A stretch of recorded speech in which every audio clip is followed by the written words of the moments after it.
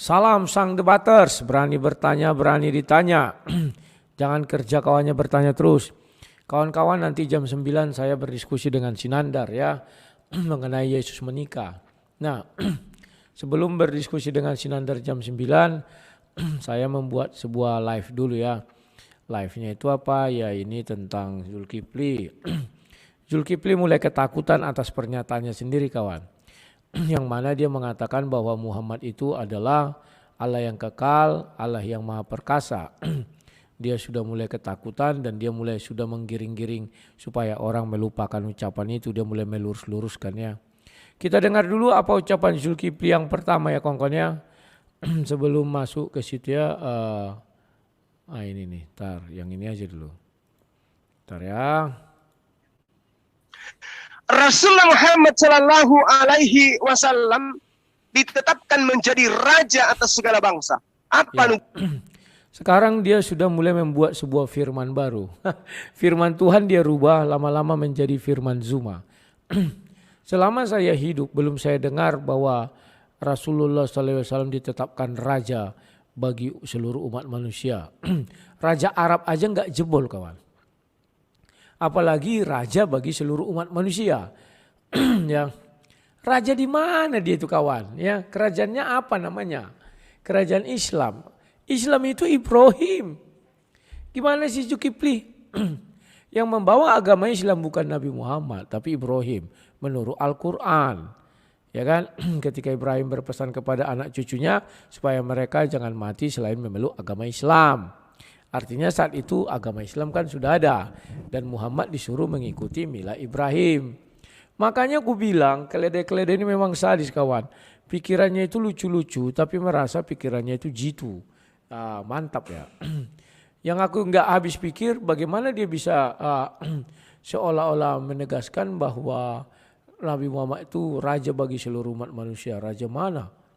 Sedangkan sesama ISIS saling bunuh-bunuhan. ISIS lawan Islam bunuh-bunuhan. Apakah dia Raja Ahmadiyah? Enggak. Apakah dia rajanya Sunni Syiah? Kan beda-beda itu kawannya. Tapi ya inilah Zulkifli dengan segala kebodohannya ya. Hanya modal suara besar, dia pikir dia hebat ya. Kita lanjutkan. Buatannya. Yesaya 55 nomor 4 sampai nomor 5. Sesungguhnya aku telah menetapkan dia menjadi saksi bagi bangsa-bangsa. Menjadi seorang raja dan menjadi seorang pemerintah. Nah, kawan-kawan, Zulkifli ini kayaknya punya penyakit jiwa ya. Sebentar, si Nandar telepon. Halo, apa Nandar? Hah? Tapi jam 9, aku lagi live, baru live aku nih. Ya, nah kawan-kawan kayaknya Zulkifli ini ada kelainan jiwa. Kenapa dia ngotot kali nubuatan Nabi Muhammad itu harus ada di kitab Yesaya kawan. Sementara Allah SWT nggak kenal siapa itu Yesaya. Tidak satu ayat pun di dalam Al-Quran yang mengatakan mempertegas bahwa Allah mengenal namanya Yesaya, Nabi Yesaya dengan kitabnya. Nggak ada kawan. Kalau mereka merasa seluruh nabi adalah nabi mereka, itu kan derita mereka. Takutku Paul Zhang pun nanti jadi nabi mereka kawan. Ini juga yang kutakutkan. Kenapa Mirza Ghulam Ahmad tidak dinabikan juga ya? Mereka pun tidak mau nerima itu kan tidak bisa kawan. Ntar ya. Nah, oke. Saya lanjutkan lagi ya kawan-kawan ya. Bahwa itulah derita Zulkifli saat ini. Dia sudah mulai gelisah dengan pernyataan bahwa Muhammad itu adalah Allah yang kekal dan Allah yang perkasa ya. Sekarang ku lanjutkan lagi nih kawan. Bagi suku-suku bangsa, sesungguhnya engkau akan memanggil bangsa yang tidak kau kenal. Dan bangsa yang tidak mengenal engkau akan berlari kepadamu. Oleh karena Tuhan Allahmu, Allahu. Artinya di sini bahasa Ibrani Elohim. Dan karena yang maha baru tahu aku di sini artinya bahasa Ibrani Elohim. Bukan Allah SWT. Kan goblok kawan. Tapi inilah lagi-lagi aku bilang bagi mereka ini goblok itu adalah satu anugerah. Kalau mereka goblok, mereka senang. Dengan kegoblokan mereka, mereka merasa hebat. Namanya keledai kawan. Mereka tidak percaya lagi dengan kitab sucinya. Harus sekali mengambil kitab Yesaya. Padahal Allah SWT tidak kenal kitab Yesaya. Sejak kapan Allah SWT mengenal kitab Yesaya? Tidak satu kata pun ada di dalam Al-Quran yang mengatakan Yesaya. Taurat, Zabur, Injil, dan Al-Quran, ya. Dan kitab hikmat bagi si Ibrahim. Tapi kenapa dia ngotot bahwa kitab itu harus bernama kitab dari Nabi Yesaya? Inilah namanya kelainan jiwa kawan. Mereka sudah panik. Mereka sudah tidak bisa apa-apa lagi. Untuk menggali kebenaran Al-Quran tidak bisa. Maka mereka menggali kebenaran Bible dan disejajarkan dengan Al-Quran. Mereka tidak pernah menyalahkan isi Bible itu lagi. Isi Bible itu sudah benar, kata dia. Yang salah itu orang Kristennya. Orang Kristen menerjemahkan bahwa itu untuk Yesus. Kan goblok kawan, tidak ngerti dia ucapannya. Seakan-akan dia tidak percaya lagi Al-Quran itu adalah maha benar. Gak percaya kawan. Al-Quran mengatakan ikutlah milah Ibrahim, mereka gak percaya lagi. Maka didirikanlah agama. Agama itu apa namanya? Islam. Padahal Islam itu sudah ada sejak zaman Ibrahim. Kan lawak kawannya. Oke. Sekarang saya ambil ini potongan-potongan dari video Zulkifli ya. Biar kalian lihat betapa orang ini menderita sekali akibat ucapannya sendiri. Duar, Tritung katanya kan. Ini lagi. Kudus, Elah Israel yang mengagungkan engkau. Jadi yang menjadi raja di atas dunia itu diagungkan oleh Allah pencipta langit dan bumi. Nah kita lihat. Nah yang diagungkan. Rasulullah Muhammad sallallahu alaihi wasallam. Kalau yang diagungkan itu banyak kawan. Ya, Nabi Isa terkemuka di dunia dan di akhirat. Kalau masalah itunya. Tapi memang ada perubahan tingkah laku sikap dari merekanya. Karena mereka sudah panik sekali kawan. Semakin mereka mengabarkan Al-Quran, mereka nggak sanggup, maka lari ke Bible. Akhirnya apa? Banyak orang mengetahui isi Bible. Akhirnya orang cerdas berpikir, kenapa mereka tidak sanggup mengulik atau mengambil itu semua dari Quran? Kenapa harus dari Alkitab atau dari Bible? Ya sudah, kami tinggalkan saja Islam. Kami beriman saja kepada Bible ini. Kan itu banyak orang lari kawan. Orang ini mempertontonkan bahwa Al-Quran itu tidak layak lagi dikatakan kitab paling lengkap, paling sempurna. Yang mampu menjawab semua pertanyaan dunia, enggak. Tapi lebih kepada Bible-nya lagi sekarang ya pokoknya. Nah ini pernyataannya dia yang berikutnya ya, sebentar ya. Warahmatullahi wabarakatuh. Keselamatan atas kita, umat Islam seluruh dunia.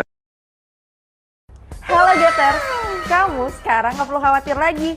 Kalau mau redeem voucher di Klub Prakerja Dunia dan telah menjadikan Al-Quranul Karim dan hadis sahihah sebagai pondasi dalam kehidupan keberagamaan dan juga dalam konsep kehidupan sehari-hari. Sahabat yang dimuliakan oleh Allah, dimanapun sahabat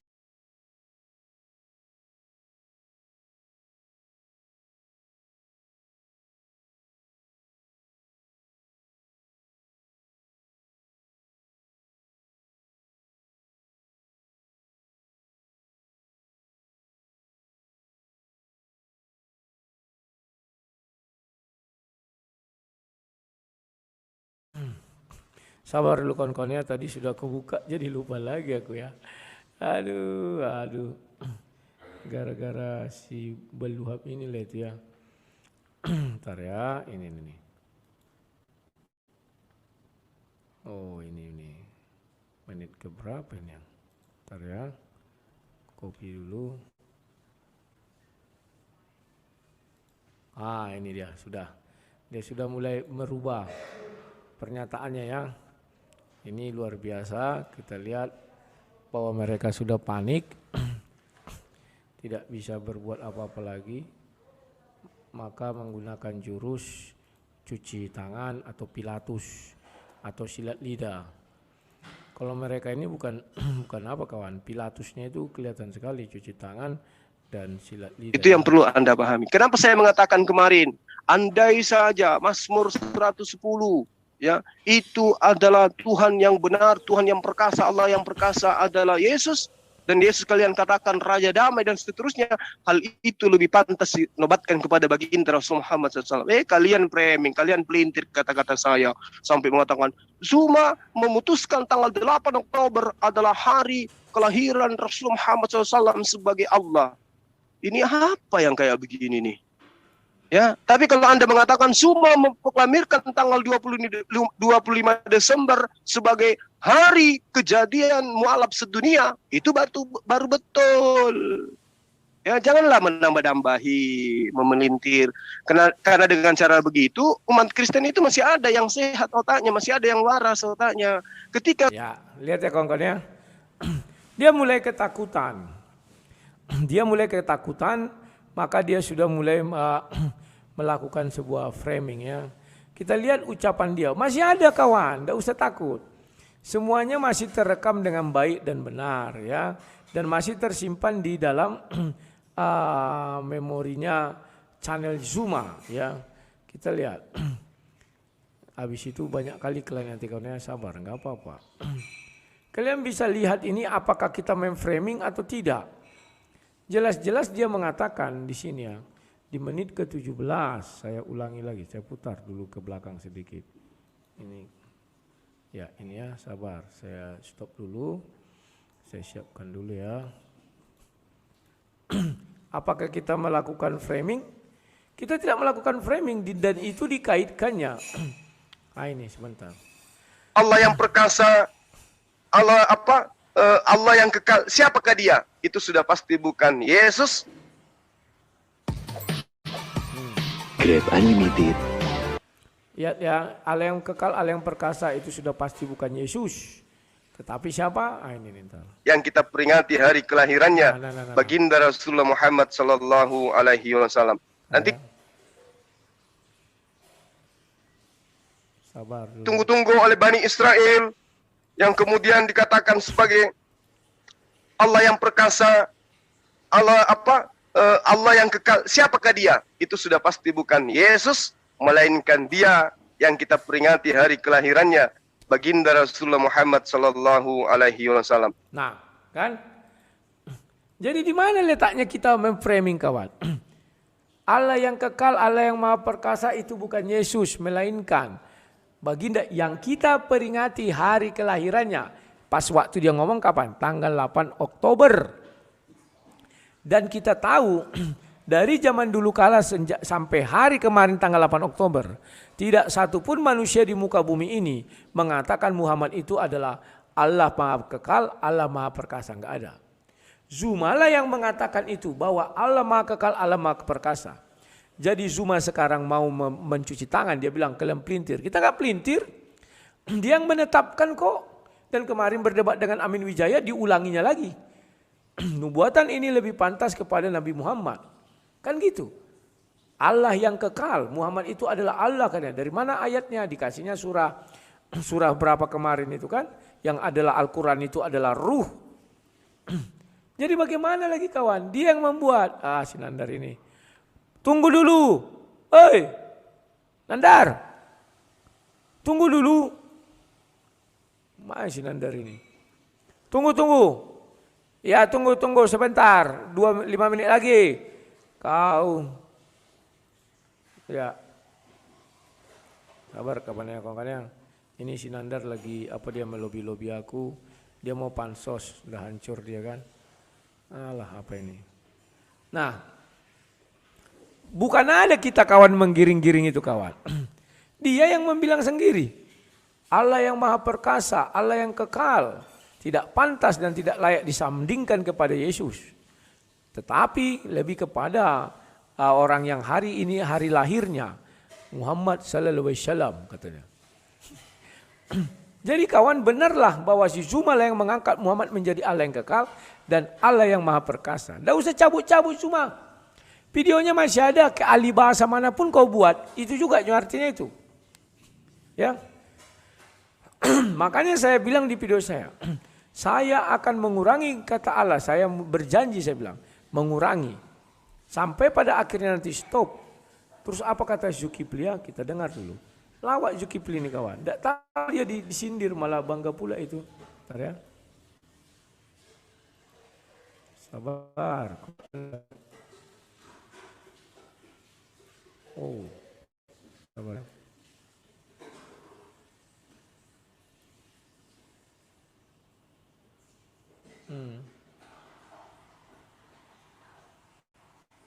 Ya, ini dia. Saya akan mengurangi mengkonsumsi kata Allah. Apa yang dilakukan si Zulkifli kita lihat. Nah, dia memang orang goblok kawan, tidak tahu apa yang diucapkannya, nggak tahu apa yang diucapkan orang. Bagi dia semuanya sama aja, pukul rata. Ya. Namanya disebut orang penasihat.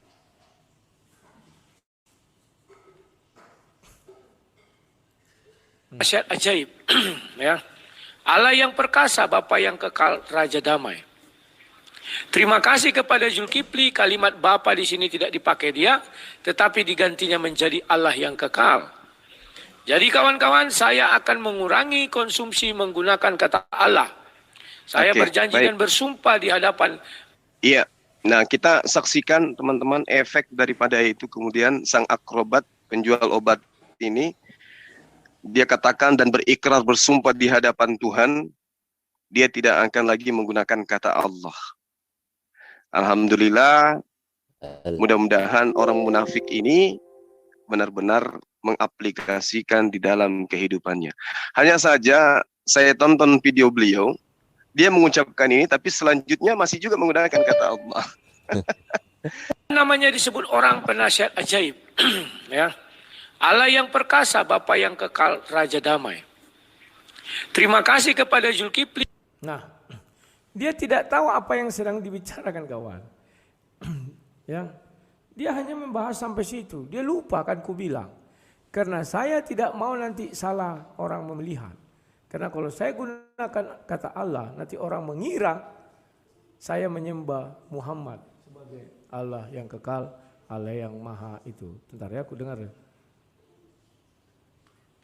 Sabar.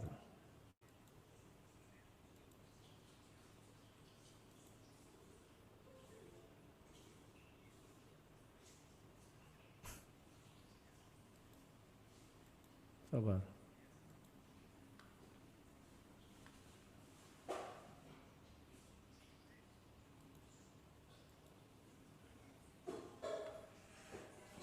Sabar ya, aku dengar dulu ya kawan-kawan.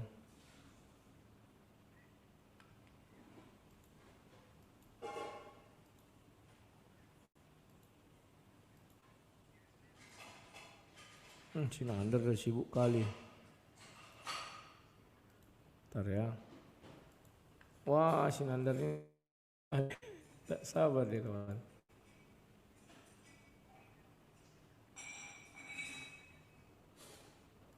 Oke lah kawan ya. Jadi si Nandar sudah tidak sabar lagi.